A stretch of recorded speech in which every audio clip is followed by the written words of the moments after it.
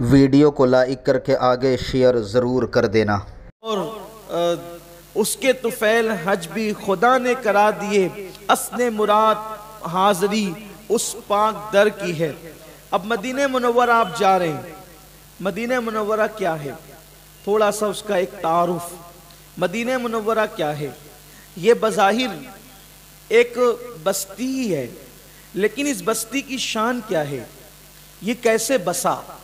مدینہ منورہ کیسے بسا؟ اس کے لیے تو بہت وقت چاہیے۔ صرف اشارہ کیسے بسا؟ اللہ کے ہر نبی نے حج کیا، اکثر انبیاء نے حج کیے۔ حضرت موسیٰ علیہ السلام بھی ہزاروں امتیوں کے ساتھ حج کے لیے آئے، اور حج کر کے جب آپ اپنے وطن واپس جانے لگے تو وطن واپس جاتے مکے سے اگر ملک شام واپس جایا جائے تو راستے میں مدینہ منورہ پڑتا ہے۔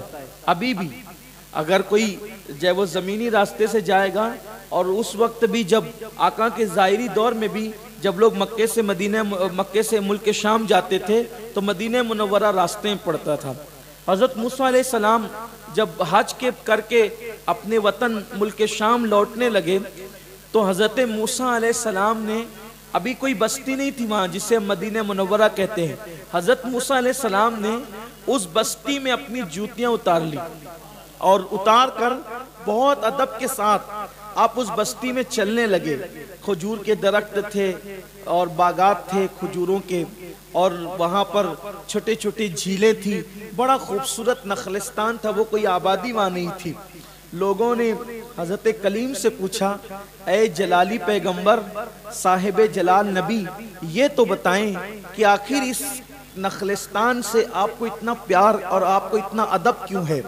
تو جناب کلیم نے فرمایا، جس کے صدقے نبوت ملی ہے وہ آخری نبی اسی زمین پر آرام کرے گا، وہ ہجرت کر کے یہاں تشریف لائیں گے اور قیامت تک وہ یہیں آرام فرمائیں گے۔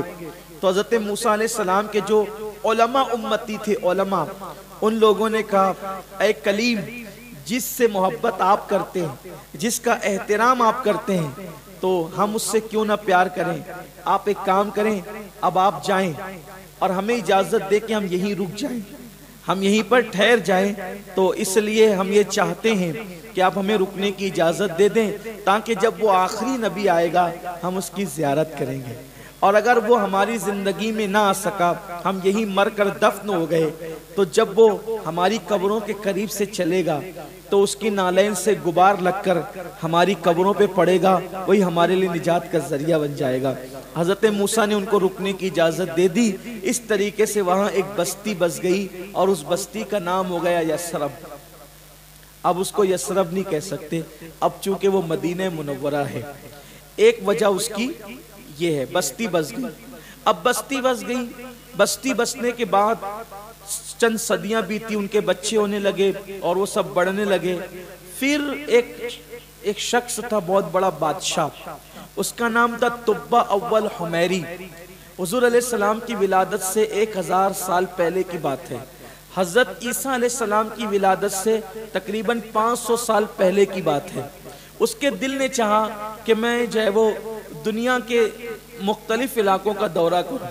وہ دورہ کرتے کرتے اسی بستی میں آیا جس کو آج اور ہم مدینہ منورہ کہتے ہیں۔ وہ جہاں بھی جاتا لوگوں کو تحفے تحائف دیتا، تقسیم کرتا، صدقہ خیرات دیتا۔ جب لوگ اس کی آمد کی خبر سنتے تو لوگ دوڑے دوڑے کشاں کشاں اس کے پاس آ جاتے صدقات لینے کے لیے۔ لیکن جب وہ اس نخلستان میں آئے جس کو یثرب کہتے تھے، اس کے ملنے کوئی نہیں آیا، کوئی اس سے ملنے نہیں آیا، کوئی اس کے پاس نہیں آیا۔ اس نے کہا یہ عجیب بستی ہے، یہاں کے لوگ بڑے غیرت مند ہیں، کوئی آیا نہیں۔ تو اس کو بتایا گیا، طبہ، یہ کوئی معمولی بستی نہیں بلکہ یہ آخری نبی کی آرام گاہ ہے، یہ لینے والا نہیں دینے والا شہر ہے، یہ بستی لینے والی نہیں بلکہ دینے والی ہے۔ سبحان اللہ، مدینے کے خطے خدا تجھ کو رکھے، غریبوں فقیروں کے ٹھہرانے والے۔ تو کہا یہ دینے والی بستی ہے۔ کہا کیا مطلب؟ تو انہوں نے بتایا توریت میں آخری نبی کا ذکر، حضرت موسیٰ علیہ السلام کے ساتھیوں کا رک جانا، بستی کا بس جانا۔ تو وہ اس کے ساتھ جو علماء تھے، ان بڑے علماء نے 700 لوگوں نے کہا اب ہم تیرے ساتھ نہیں آئیں گے، کہ جب موسیٰ علیہ السلام کے ساتھی رک گئے یہاں تب ہم بھی یہیں رکنا چاہتے ہیں۔ اس نے کہا اچھا ٹھیک ہے، ایک کام کریں کہ میں خط دیتا ہوں، وہ خط جب وہ آخری نبی آئیں گے تو ان کو دے دینا کہ میں ان پہ ایمان لاتا ہوں، وہ میری شفاعت کریں، اور اگر وہ تمہاری زندگی میں نہ آئیں تو تم اپنے بچوں کو دینا، وہ اپنے بچوں کو، وہ اپنے بچوں کو، آخرکار میرا خط پہنچ جائے۔ اور پھر اس نے 701 مکان تیار کیے۔ کتنے؟ 701 مکان، اور 700 علماء تھے، 700 میں رہنے لگے، اور ایک مکان اس نے بہت بڑا اور خوبصورت بنایا، اور کہا کہ جب وہ آخری نبی آئیں گے تو میں ان کی کوئی خدمت تو نہیں کر سکتا، تو یہ ایک مکان ان کے لیے، یہ ایک مکان ان کے لیے ہے۔ اور پھر کہا کہ بھئی وہ مکان خالی رہے گا، پتہ نہیں کب آتے ہیں۔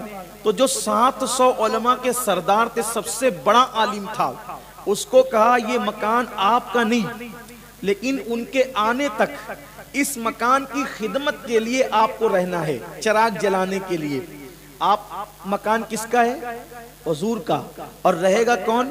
وہ سب سے بڑا عالم۔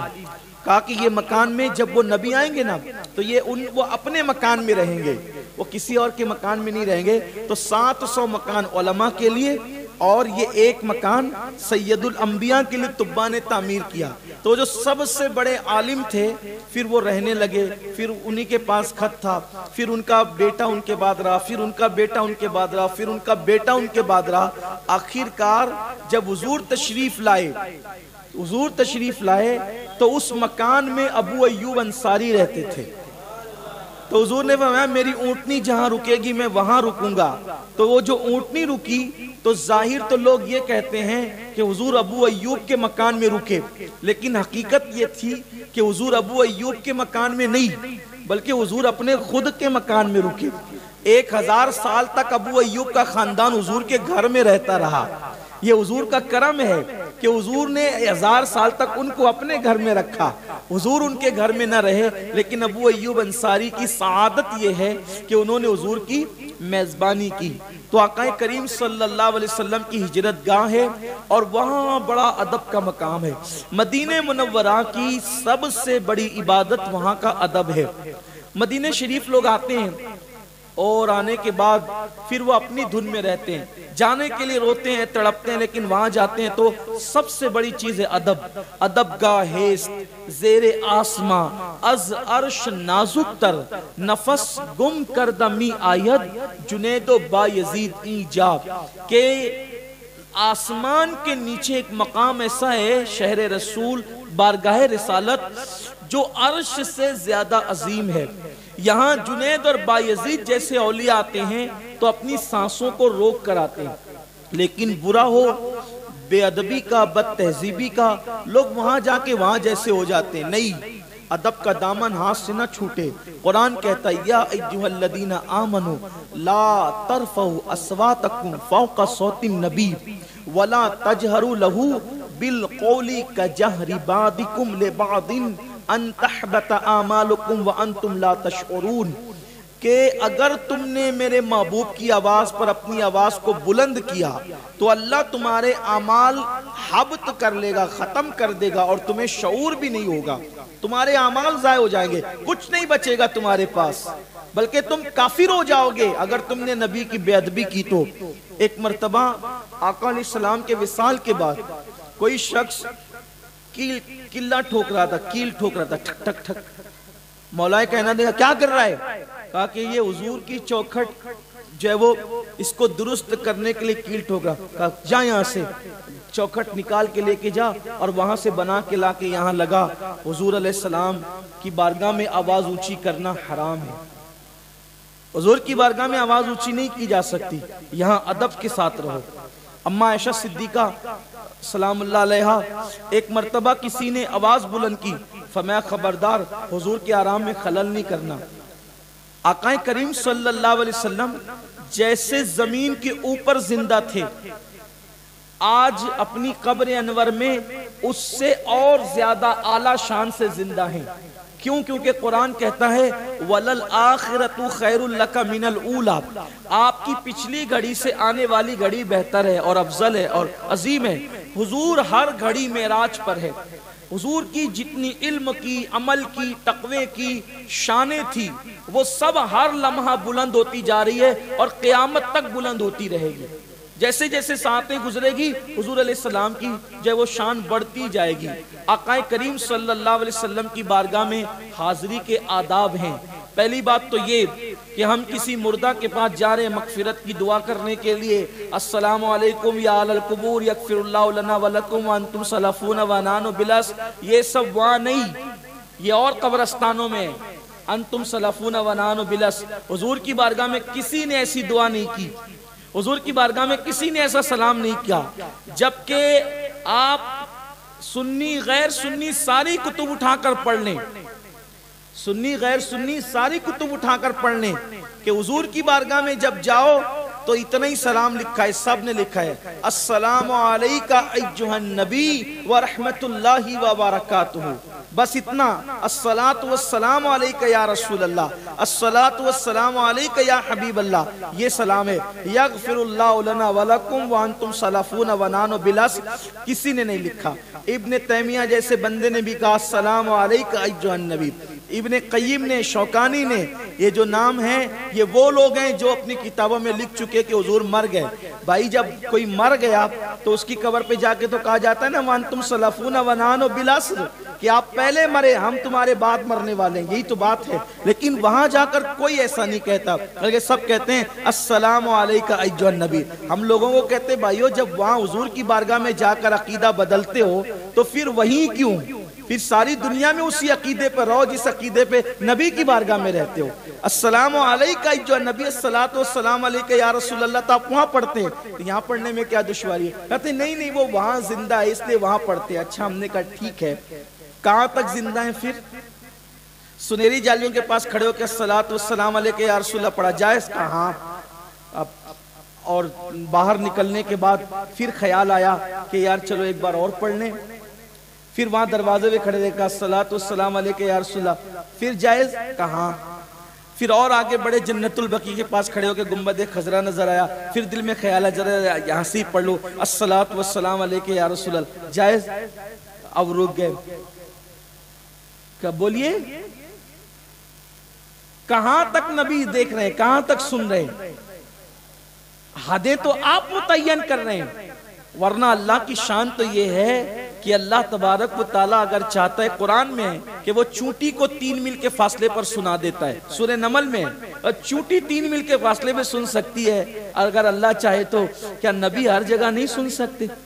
اور ایک بات، حضور زندہ ہیں جسمانی زندگی کے ساتھ، شہیدوں کی طرح نہیں، شہید بھی زندہ ہیں لیکن شہیدوں کی زندگی الگ ہے، حضور کی زندگی الگ ہے۔ حضور ایسے ہی زندہ ہے جیسے کہ ایک انسان زمین پہ زندہ ہوتا ہے، بلکہ مجھے یہ کہتے ہوئے بھی حیا آتی ہے کہ ایک انسان جیسے نہیں بلکہ جیسے انسان زمین پہ زندہ ہے اس سے زیادہ میرا نبی زمین کے اندر زندہ ہے۔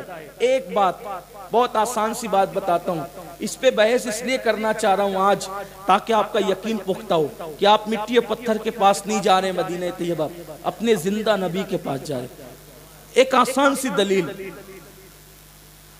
کروڑ پتی ہو، اربوں پتی ہو، مولوی ہو، مفتی ہو، قاری ہو، ولی ہو، کوئی ہو، جب کوئی مر جاتا ہے، کوئی بھی مرنے کے بعد اپنے گھر میں نہیں رہتا، سب جانتے ہیں کوئی گھر میں رہتا ہے مرنے کے بعد؟ ہر مرنے والا گھر سے باہر نکالا جاتا ہے، اور گھر سے باہر اس لیے نکالا جاتا ہے کہ وہ مر چکا ہے۔ حضور علیہ السلام آج بھی اپنے گھر کے اندر ہے، ہاں، کیونکہ جو حضور کا جو مزار ہے نا وہ گھر کے اندر ہے، حضور کے حجرے میں ہے۔ حضور علیہ السلام کی بیوی ماں عائشہ صدیقہ جب تک ظاہری طور پہ حیات رہی وہ حضور کے ساتھ قبر انور کے ساتھ ہی رہتی تھی۔ وہ اما عائشہ صدیقہ رضی اللہ تعالیٰ عنہ ابھی فرماتی ہیں کہ میرے ابا جی جب تک رہے آقا کریم صلی اللہ علیہ وسلم کے ساتھ قبر انور میں، تو میں جب جاتی تھی، پہلے حضور کا مزار تھا، حضور میرے شوہر ہیں، یہ بخاری شریف کی حدیث ہے، جب تک حضور علیہ السلام رہے قبر انور میں جاتی تھی تو چہرہ کھول کر حضور کی بارگاہ میں رہتی تھی، کیونکہ میرے شوہر تھے، کوئی پردہ نہیں تھا۔ پھر میرے ابا جی کا مزار بن گیا، پھر بھی میں چہرہ کھول کے جاتی تھی کیونکہ شوہر بھی ہیں اور پھر اس کے بعد بازو میں ابا ہیں، کیونکہ ابا کے پاس سامنے بھی چہرہ کھولا جا سکتا ہے۔ لیکن جب فاروق اعظم آ گئے اب میں پردہ کرنے لگی، کیوں؟ اس لیے کہ وہ میرے شوہر ہے رسول پاک، وہ میرے ابا ابو بکر صدیق، لیکن عمر اجنبی ہے اس لیے میں ان سے پردہ کرتی تھی۔ اب بخاری شریف کے اندر یہ حدیث ہے، میں آپ سے پوچھنا چاہتا ہوں پردہ زندے سے کیا جاتا ہے یا مردہ سے کیا جاتا ہے؟ یہ بخاری شریف کی حدیث ہے، اماں عائشہ کہتی ہیں کہ میں پردہ کرنے لگی، پھر کیوں؟ اس لیے کہ اب عمر آ گئے تو عمر سے حیا آتی تھی، پتا چلا لوگ نبی کو زندہ نہیں مانتے، اماں عائشہ صدیقہ تو عمر کو بھی زندہ مانتی اور ایسا زندہ مانتی کہ ان سے پردہ بھی کرتی ہے۔ یہ ہے عقیدہ، سچا عقیدہ۔ تو اس لیے پہلے اپنا عقیدہ درست کرو۔ اگر یہی کہ بھئی اور مردوں کو جیسے سلام کرتے ویسے حضور کو سلام کرنے جا رہے، کچھ نہیں ملنا ہے۔ حضور علیہ السلام کو زندہ سمجھ کر سنتے ہیں، دیکھتے ہیں، عطا کرتے ہیں۔ قرآن کہتا ہے وَأَمَّا السَّائِلَ فَلَا تَنْهَرْ، محبوب جب آپ کے پاس لوگ بھیک مانگنے آئے تو آپ ان کو جھڑکنا نہیں۔ قرآن کہتا ہے جھڑکنا نہیں، نہ نہیں کہنا، مانگنے والے آئے تو ان کو دینا۔ اب بتائیے اللہ کہہ رہا ہے کہ مانگنے والے آئے تو دینا، نبی کو کہتا ہے کہ دینا، نبی کو کیا کہتا ہے؟ دینا۔ تو بھئی جو دیتا ہے اسی کے پاس تو مانگا جاتا ہے نا۔ اللہ کہتا ہے محبوب جو آپ کے پاس مانگنے آپ اس کو دیا کریں، نہ نہیں کہا کریں۔ بولو قرآن نبی کے دور کی تک تھا یا قیامت تک ہے؟ قیامت تک ہے۔ تو قرآن کہہ رہے ہیں نبی جو آپ کے پاس مانگنے ہیں کسی کو نہ نہیں کہنا، دینا۔ تو جب نبی کو کہہ رہے دینا، نبی سے کہا دینا اور ہمیں کہا مانگنا، اور پھر حضور سے کہلوایا واللہ یوتی انما انا قاسم، اللہ دیتا ہے اور میں تقسیم کرتا ہوں۔ حضور آج بھی دیتے ہیں، اگر حضور آج بھی دیتے۔ ابھی تقریباً 5-6 سال پہلے کی بات ہے، اخبارات میں خوب دھوم سے چھپی یہ خبر، انڈیا، پاکستان، بنگلہ دیش، سعودی، سارے اخبارات میں چھپی، مصر والوں نے بھی چھاپا۔ کیا؟ ایک نابینا عورت حضور کی بارگاہ میں آئی، ابھی 4-5 سال پہلے کی بات ہے، آئی اور حضور علیہ السلام کی بارگاہ میں اس کی حضور سب کو دیتے ہیں، میں تو آنکھ مانگنے آئی ہوں۔ اس کی آنکھ اسی وقت روشن ہوئی۔ مانگنے کا ڈنگ چاہیے، مانگنے کے بھائی اگر یقین ہونا تو پھر سب ملتا ہے۔ بات یقین کی ہے، بات یقین کی ہے۔ اگر آدمی یقین سے نہ مانے تو پھر مانگے تو اللہ بھی نہیں دیتا۔ اللہ تعالیٰ انہی کی دعائیں قبول کرتا ہے جو یقین سے مانگتے ہیں۔ جن کو شک ہوتا ہے ان کو خدا بھی نہیں دیتا، تو رسول کے در سے کیا ملے گا؟ آپ نے بڑا مشہور سا وہ واقعہ سنا ہے نا، بہت مشہور ہے یہ واقعہ کہ حضور غریب نواز کی بارگاہ میں اندھے بیٹھے ہوتے تھے اور چلاتے تھے خواجہ آنکھ دے دے، آنکھ دے دے، آنکھ دے دے۔ انہیں آنکھ ملتی نہیں تھی۔ اورنگزیب بادشاہ انہوں نے کہا کہ اگر تم لوگوں کو آنکھ نہیں ملی نا، میں حاضری کے لیے جا رہا ہوں، تم کو آنکھ نہیں ملی میں تم سب کو قتل کروں گا، ایک صف میں کھڑا رہ کر ایک وار میں قتل کروں گا تم سب کو۔ میں آپ سے پوچھتا ہوں، اتنا بڑا عالم تھا اورنگزیب، اتنا بڑا فقیہ، اتنا بڑا بادشاہ، اتنا بڑا، بلکہ میں تو اسے ولی مانتا ہوں، اورنگزیب عالمگیر کو ولی مانتا ہوں، میرے پاس اس کے حوالے سے ثبوت ہے، شواہد ہے، اتنا بڑا بزرگ ہے اورنگزیب عالمگیر۔ عجیب سی بات ہے، یہ آنکھ مانگ رہے، ان کو آنکھ نہیں مل رہی، ان کا قصور کیا ہے؟ آپ دینے والے کو دھمکی نہیں دے رہے، آپ مانگنے والے کو دھمکی دے رہے کہ اگر تمہیں آنکھ نہیں ملی تو قتل کر دوں گا۔ بھئی ان کا کیا قصور ہے؟ لیکن اورنگزیب گئے فاتحہ پڑھنے، واپس آئے تو اندھوں کو آنکھ مل چکی تھی۔ دھمکی ان کو دی اور آنکھ غریب نواز نے ان کو دے دی۔ کیا معاملہ ہے؟ اصل میں وہ جو اندھے تھے نا، وہ تھے بڑے نکمے، وہاں لنگر پہ کھا پی رہے تھے، مست ہٹے کٹے ہو رہے تھے، تو بس چلاتے رہتے تھے خواجہ آنکھ دے دے، آنکھ دے دے، لیکن دل سے نہیں کہتے تھے، زبان سے کہتے تھے، اور ان کو آنکھ ملتی نہیں تھی۔ لیکن جب اورنگزیب نے کہا نا کہ آنکھ نہیں ملے گی تو قتل کر دوں گا، تب ان کی جان پہ بنائی۔ جب جان پہ بنائی نا تو دل سے گڑ گڑا کے کہا اب دے دے، نہیں تو جان چلی جائے گی۔ جب جان پہ بنائی نا تو پھر ایک دم گڑ گڑا کے کہا، دل سے کہا، تو ادھر گڑ گڑا کے مانگا، ادھر آنکھ مل گئی۔ تو یہ ہوتا ہے، دل سے مانگنے والوں کو ملتا ہے، زبان سے مانگنے والوں کو نہیں ملتا، یقین والوں کو ملتا ہے، شک والوں کو نہیں ملتا۔ کہ یقین والے کہاں سے چلے کہاں پہنچے، جو اہل شک ہیں اگر میں مگر میں رہتے ہیں، اور شک والے مت بنیے، حضور دیتے ہیں۔ بس ایک واقعہ اس کے بعد آداب مدینہ منورہ۔ ایک نواب تھے، نواب صاحب، اور ہندوستان کے ہی تھے. ان کا ایک غلام تھا، اس کا نام تھا برہ.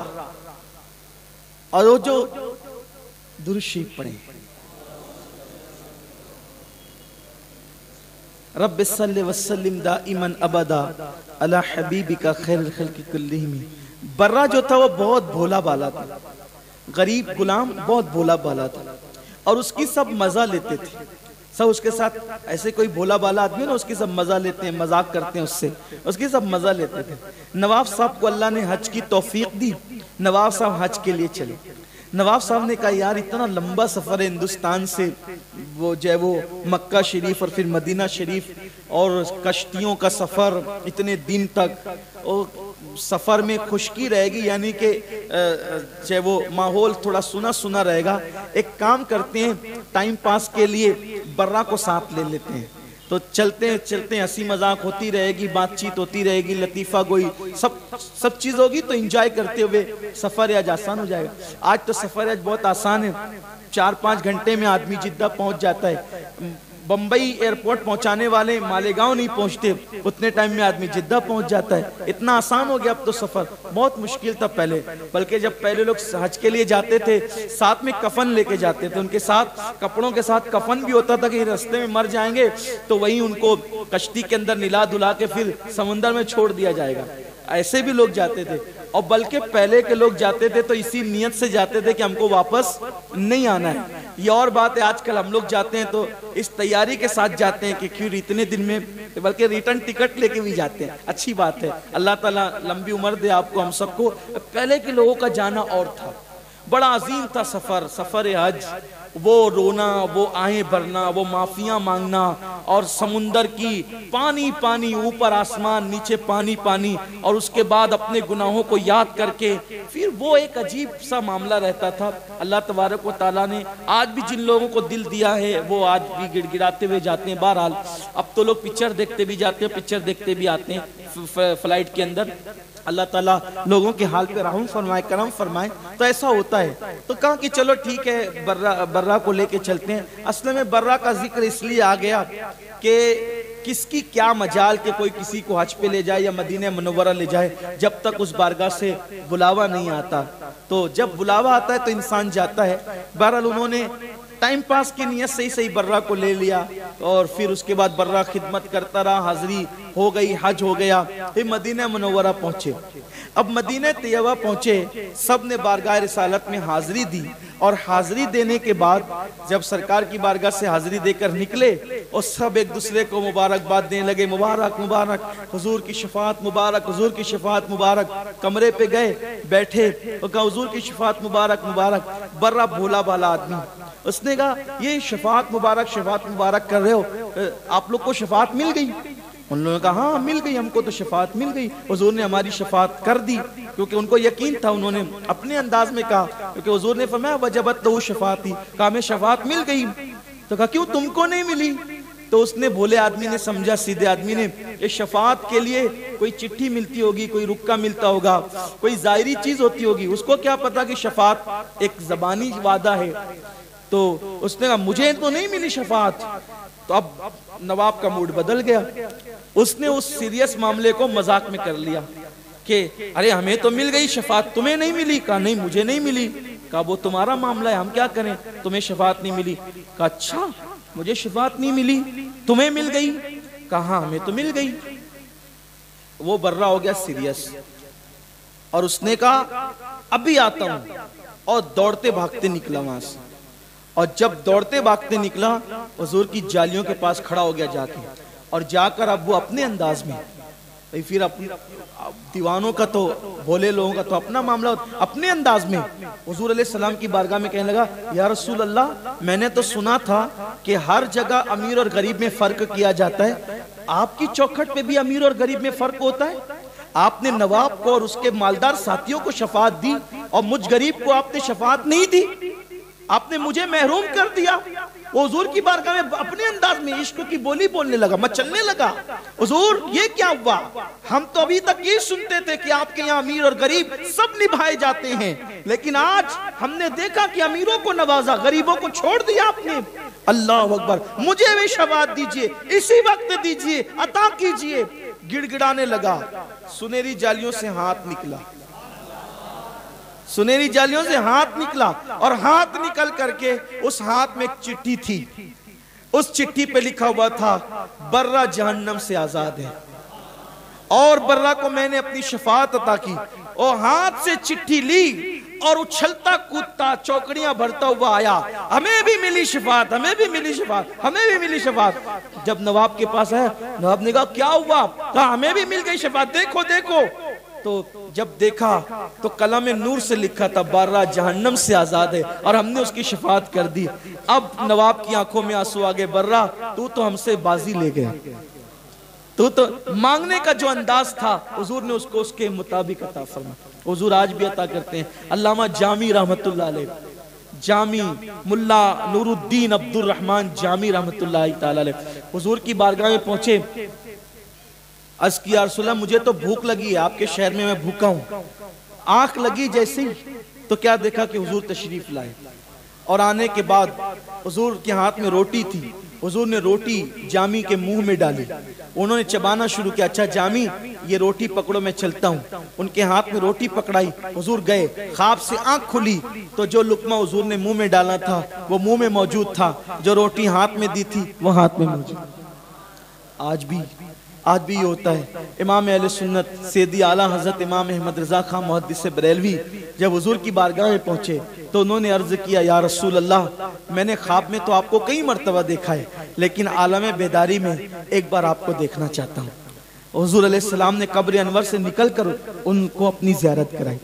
حضرت سیدی احمد کبیر رفائی رحمت اللہ تعالی علیہ حضور کی بارگاہ میں پہنچے، السلام علیکم یا جدی، تو جواب آیا قبر انور سے وعلیکم السلام یا ولدی، اے میرے بیٹے تمہیں بھی سلام ہو۔ عرض کی نانا جان ایسے نہیں چلے گا، کیوں؟ اس لیے کہ آپ نے تو سلام کا جواب دیا، لیکن آج سلام کے جواب پر اکتفا نہیں ہوگا، آپ کو قبر انور سے ہاتھ نکال کے مصافحہ کرنا ہوگا۔ تو اللہ کے رسول علیہ السلام نے قبر سے ہاتھ نکالا اور ان سے مصافحہ کیا۔ سیدی احمد کبیر رفائی رحمت اللہ تعالی، اس طرح کے درجنوں نہیں ہزاروں واقعات ہیں، اور آج بھی اگر یقین ہو تو مدینہ منورہ میں زیارتیں نصیب ہوتی ہے، نعمتیں ملتی ہے، لیکن یاد رکھنا اگر کوئی ایسا انعام اور کرم آپ پر ہو تو اس کے چرچے نہیں کرنا، اس کے چرچے نہیں کرنا، کیونکہ ان باتوں کے چرچے نہیں کیے جاتے، بلکہ یہ باتیں چھپائی جاتی ہے، اور چھپایا جاتا ہے تو کرم مزید ہوتا ہے۔ کچھ لوگ بہت چرچے کرتے ہیں کہ ہمیں یہ ملا، ہمیں وہ ملا، ہمیں یہ نہیں، بلکہ محبوب کی بات چھپائی نہیں جاتی ہے بلکہ چھپائی جاتی ہے۔ ارے جب دنیاوی محبوبوں کی باتیں ظاہر نہیں ہوتی تو پھر محبوب خدا کی باتیں کیسے ظاہر ہو سکتی ہے؟ تو آپ سے میری گزارش ہے، اللہ تعالیٰ آپ کو وقت دکھائے گا کہ آپ شہر رسول جائیں، مدینہ منورہ، پورے سفر ذوق و شوق کے ساتھ درود شریف پڑھتے ہوئے، سلام پڑھتے ہوئے شہر رسول کی طرف روانہ ہو جائیں۔ آقا کے شہر میں پہنچیں، اللہ توفیق دے۔ دیکھو وہاں پر آدمی جیسے ہی اترتا ہے اور اترنے کے بعد پھر انگڑائی لیتا ہے، دھوپ ہوتی، ارے یار کیا مدینے میں گرمی ہے، آتی سے شکایت شروع کی، کس نے بلایا تھا آپ کو؟ کیوں آئے تھے یہاں؟ مدینہ منورہ کی گرمی کو نام رکھنے کے لیے؟ نہیں، وہاں کے موسم کو بھی نام نہیں رکھنا۔ آقا فرماتے ہیں جو مدینہ منورہ کی گرمی پہ صبر کرے گا میں اس کی شفاعت کروں گا۔ وہاں کی کوئی چیز کھاؤ تو اس میں نام مت نکالو، کوئی چیز اگر کھٹی لگے معاذ اللہ اس کو کبھی کھٹا نہیں کہنا۔ ایک بزرگ گئے مدینہ منورہ کی دہی ایک چمچہ منہ میں ڈالا، کہا او مدینہ کی دہی بڑی کھٹی ہے۔ آقا رات میں خواب میں آ کے فرماتے ہیں میرے شہر کی دہی کھٹی لگتی ہے اور جہاں میٹھی ملتی ہے وہاں چلا جا یہاں سے۔ اس لیے وہاں کی کسی چیز کو نام نہیں۔ مدینہ منورہ کے جو مقامی لوگ ہیں، پراپر جو لوگ ہیں مقامی لوگ، ان مقامی لوگوں کو ستانا نہیں، ان کو گالیاں نہیں دینا، ان کو نام نہیں رکھنا، ان کے ساتھ بدسلوکی نہیں کرنا۔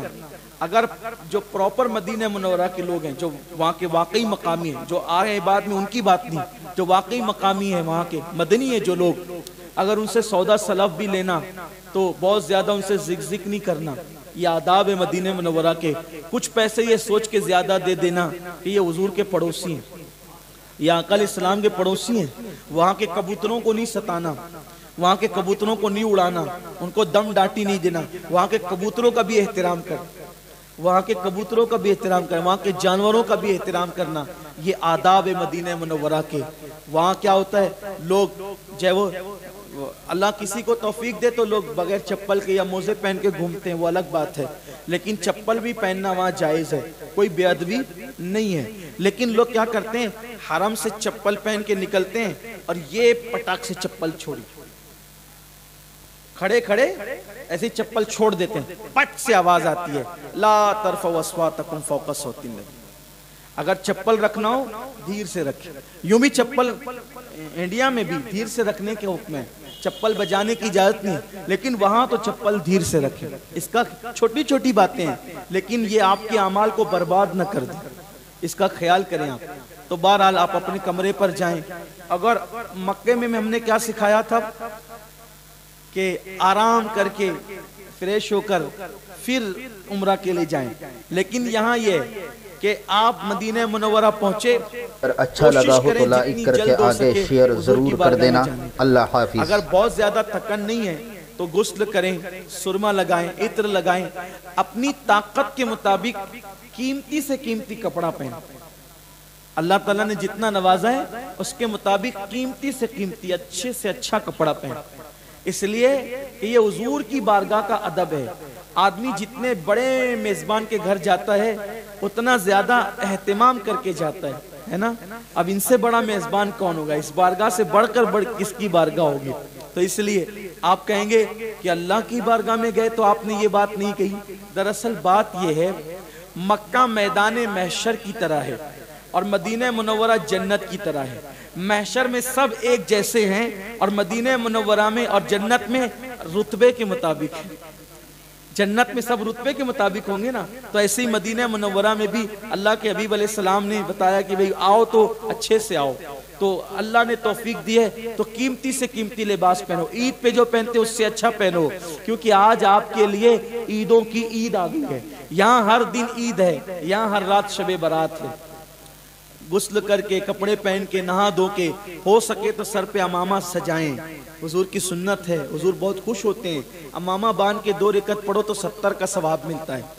تو ہو سکے تو سر پہ امامہ باندھے, جیسے بھی باندھ سکتے ہیں. امامہ شریف, آنکھوں میں سرما, عطر, اور اس کے بعد پھر حضور کی بارگاہ کی طرف چلے, نظریں نیچی کر کے. بہت بڑی بارگاہ میں جا رہے ہیں کہ اللہ اکبر. اللہ رب العزت کے یہاں تو دیوانگی کا ماحول تھا. با خدا دیوانہ باشی, با محمد ہوشیار. اللہ کے یہاں تو دیوانگی کر رہے تھے, لبیک پڑھ رہے تھے, چلا رہے تھے, چیخ رہے تھے, آئیں بھر رہے تھے. لیکن یہاں ایسا نہیں چلے گا. یہاں تو بہت ادب سے ہاتھوں کو باندھ کر, نظروں کو جھکا کر ادب کے ساتھ چلیں. کسی کو نہیں دیکھیں کون کیا کر رہا ہے, آپ نے کیا کرنا ہے. آپ کے عشق پہ, آپ کی محبت پہ جتنا آپ ادب کرو گے, جتنا ادب کرو گے اتنی نعمتیں پاؤ گے.